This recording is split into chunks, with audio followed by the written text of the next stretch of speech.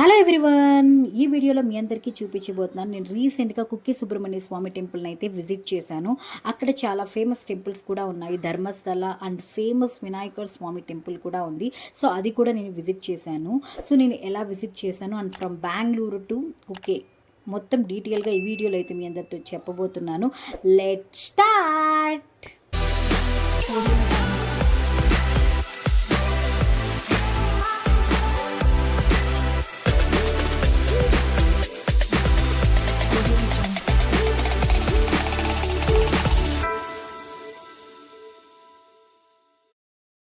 Hello everyone, welcome back to my channel. Okay Suchitha. So నేనైతే bus option అయితే చూస్ చేసుకున్నాను. So మీరు బస్లో వెళ్ళొచ్చు, లేకుంటే ఫ్లైట్ అండ్ ట్రైన్ కూడా అవైలబుల్ ఉంది అని క్లియర్గా మీకు మెన్షన్ చేస్తున్నాను. స్క్రీన్ మీద కనిపిస్తుంది చూడండి. సో ఫ్రమ్ బెంగళూరు టు నేను స్లీపర్ బుక్ చేసుకొని కుక్కే దగ్గర అయితే రీచ్ అయిపోయాను. సో నైట్ వచ్చేసి 9:30కి ఎక్కాను అండ్ మార్నింగ్ 6 o'clock అయితే రీచ్ అయిపోయాను. అండ్ ఇక్కడ మనకు నియర్ బై బస్ స్టాండ్ దగ్గరే వాళ్ళు దింపేస్తారు. సో అక్కడ మేము ఒకటి చూసుకొని అక్కడ మేము ఒక రూమ్ అయితే తీసుకున్నాం. 1000 రూపీస్ అయితే పే చేసాము. చాలా బాగుంది. మీకు దాని డీటెయిల్స్ కూడా నేను డిస్క్రిప్షన్లో ఇచ్చేస్తున్నాను, చెక్ చేసుకోండి. సో ఇక్కడైతే మేము టెంపుల్కి దగ్గరలో ఉన్న ప్లేస్ అయితే చూసాము. సో మీకు ఇక్కడ చూపిస్తున్నాను కదా, ఇదే టెంపుల్ వే అనమాట. సో ఒకవేళ మీకు బేబీ కటింగ్కి ఎవరైనా వస్తారు కదా, అంటే మొక్కుకున్న వాళ్ళందరికీ, సో ఈ వేలోనే వెళ్తే మీకు అయితే కనిపించేస్తుంది.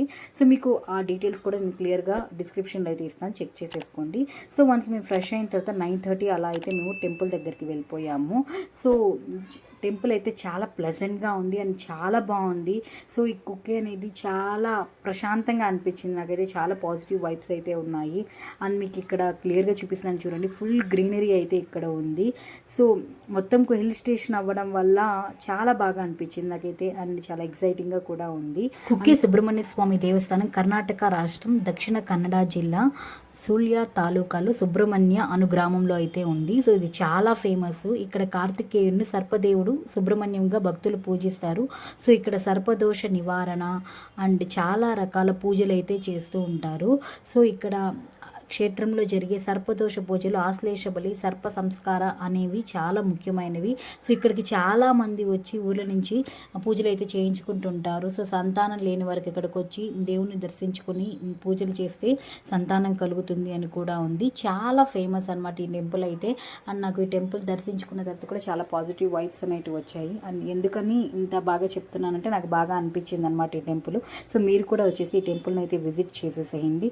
సో మేము మార్చి 1st వీక్లో వెళ్ళాం కాబట్టి సో ఎండలు అయితే చాలా బాగా అనిపించాయి అనమాట. వేడిగా ఉంది క్లైమేట్ అంతా.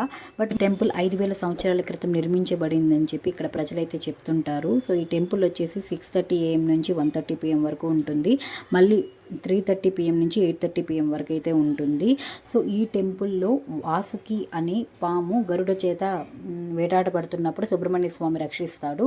సో అందుకని ఇక్కడ వాసుకి దేవత ఉందని చెప్పి కూడా నమ్ముతారు. సో మీకు సుబ్రహ్మణ్య స్వామి టెంపుల్ చూసేసేయండి. సో సుబ్రహ్మణ్య స్వామి టెంపుల్ విజిట్ చేసిన తర్వాత సౌత్ కడలో వినాయక టెంపుల్కి అయితే వెళ్ళిపోయాము. సో ఇక్కడ ఈ గణపతి టెంపుల్ దక్షిణ కన్నడ జిల్లాలో బెల్తంగడి తాలూకాలో ఉన్న టెంపుల్. ఈ గణపతి విగ్రహం అయితే బహిరంగంగా ఎలాంటి గోడలు కానీ తలుపులు కానీ అయితే ఉండవు.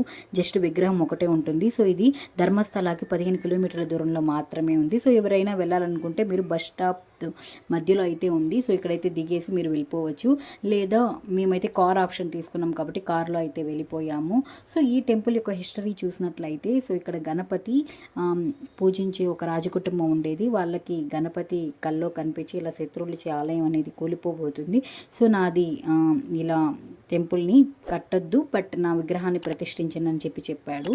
సో ఆ విధంగా వాళ్ళైతే విగ్రహాన్ని ప్రతిష్ఠించారు. సో ఇక్కడ దోసకాయలు అనేవి ఎక్కువగా పండడం వల్ల దోసకాయని ప్రసాదంగా పెట్టేవారు. సో అందుకనే ఇక్కడ సౌత్ అట్కా అనే పేరు అయితే వచ్చింది. సో ఈ గణపతి విగ్రహం నల్లరాయితో చేయబడింది. అండ్ ఇక్కడ ఎలాంటి తలుపులు కానీ గోడలు అలాంటివి ఏమి ఉండవు. సో ఇక్కడ ప్రసాదం వచ్చేసి 108 గింజలతో చేసిన పాయసం కానీ, నట్స్తో పాయసం కానీ అండ్ 108 కాయలతో చేసినట్టు అయితే పెడతారనమాట. సో లడ్డు ఇక్కడ చాలా ఫేమస్. అండ్ ఇక్కడ కుక్కే సుబ్రహ్మణ్య స్వామి టెంపుల్కి వెళ్ళిన తర్వాత ధర్మస్థలం నుండి కుక్కే వైపు వెళ్ళే బస్సులో కుక్కే స్టాప్లో దిగి అక్కడ ఆటోలో సౌత్ కాడా ఆలయానికి అయితే వెళ్ళిపోవచ్చు. సో అండ్ ఇక్కడ వచ్చేసి ఏదైనా మీరు తీరని కోరుకుంటే ఇక్కడ ఒక గంట కట్టి దేవుడి ముందు మీరు ప్రేయర్ చేస్తే కోరిక తీరుతుందని చెప్పి ఇక్కడ ప్రజలైతే నమ్ముతారు. సో వినాయక వినాయక స్వామి టెంపుల్ నుంచి చాలా తక్కువ టైంలోనే మనకు ధర్మస్థల అయితే ఉంది కాబట్టి సో నేను ధర్మస్థల అయితే విజిట్ చేసేసాను. ఇక్కడ మెయిన్ ప్రధాన దైవం వచ్చి శివుడు అండ్ ఇది టెంపుల్ వచ్చి 6:30 నుండి 2 వరకు, అలాగే సాయంత్రం 5 నుంచి 8:30 వరకు అయితే టెంపుల్ని ఓపెన్ చేస్తారు. అండ్ అక్టోబర్ ఫిబ్రవరి అనేది బెస్ట్ టైం అన్నమాట. ఈ ధర్మస్థలం ఆలయాన్ని 16వ శతాబ్దంలో దేవరాజ హెగడే స్థాపించాడు. సో ఇక్కడ వారు అన్నదాన, విద్యాదానం అంటే సామాజిక కార్యక్రమాలు కూడా ప్రోత్సహించేవారు. హెగడే కుటుంబం ధర్మస్థల ఆలయాన్ని అభివృద్ధి చేయడంలో ఒక కీలక పాత్ర అయితే పోషించారు. సో ఈ టెంపుల్లో ఎప్పుడు అన్న ప్రసాదాలు అనేటివి నిరంతరం జరుగుతూనే ఉంటాయి. ఇది సుమారు 800 సంవత్సరాల క్రితందైతే అని చెప్తూ ఉంటారు. సో ఇక్కడ చాలా బాగా ఉంది టెంపుల్ అయితే. సో ప్రతి ఒక్కరూ విజిట్ చేయాలి. ఈ మంజునాథ స్వామి ఆలయంను దర్శనం చేసుకున్న తర్వాత ఇక్కడ పక్కనే అన్నప్రసాదాలు అయితే పెడుతూ ఉంటారు. సో అక్కడ అన్నప్రసాదాన్ని స్వీకరించేసి మేము బయటకైతే వచ్చేసాము. ఇక్కడ వేలాది మంది ప్రజలు అయితే ఇక్కడికి వచ్చి అన్నప్రసాదాన్ని తీసుకుంటూ ఉంటారు. సో అలాగే ఇక్కడ చాలా సామాజిక కార్యక్రమాల ద్వారా కూడా విద్యను వీళ్ళు అందిస్తున్నారు. సో చాలా బాగుంది ఈ టెంపుల్ అయితే. సో మేము ఇది విజిట్ చేసిన తర్వాత మళ్ళీ రూమ్కి వచ్చేసాము. సో అక్కడ కుకేలో ఒక 2 అవర్స్ రూమ్లో స్టే చేసిన తర్వాత మళ్ళీ షాపింగ్ ఏరియాకి బయటకు వచ్చి చూసాం. చాలా బాగుంది ఇక్కడ. సో చూపిస్తాను, చూసేసేయండి. ఇక్కడ కుకే టెంపుల్ విజిట్ చేసే వాళ్ళైతే నైట్ టైం కూడా విజిట్ చేసేస్తున్నారు. సో ఇక్కడ విష్ణు వైభవ అనే రెస్టారెంట్లో అయితే మేము ఫుడ్ తినేసాము. సో ఇక్కడ బాగుందని చెప్పాలి ఫుడ్ అనేది. సో నెక్స్ట్ వచ్చేసి మేము కొంచెంసేపు ఇక్కడ తిరిగేసి మాకు 8:30కి బస్సు ఉంది, స్లీపరే బుక్ చేసుకున్నాము. సో కుకే టు బెంగళూరు మేమున్న ప్లేస్కి అయితే ఉండింది. సో డైరెక్ట్గా అక్కడ బుక్ చేసుకున్నాము. సో అక్కడ 9:30కి బస్సు ఎక్కితే మేము మళ్ళీ ఇక్కడ మార్నింగ్ 6 o'clock అయితే బెంగళూరుకి రీచ్ అయిపోయాము. చూసారు కదా నా 1 day trip from Bengaluru to Kukke, Kukke to Bengaluru. So మీకు నచ్చినట్లయితే మీ ఫ్రెండ్స్కి, రిలేటివ్స్కి అయితే షేర్ చేసేసేయండి. సో మీకు ఏదైనా ట్రావెలింగ్లో డౌట్స్ అయితే కమెంట్ బాక్స్ అయితే కమెంట్ చేసి నేను రిప్లై అయితే ఇస్తాను. సో మరిన్ని వీడియోస్ కోసం నా యూట్యూబ్ ఛానల్ అయితే సబ్స్క్రైబ్ చేసేసుకోండి. మళ్ళీ మరో వీడియోతో వస్తాను. బాయ్.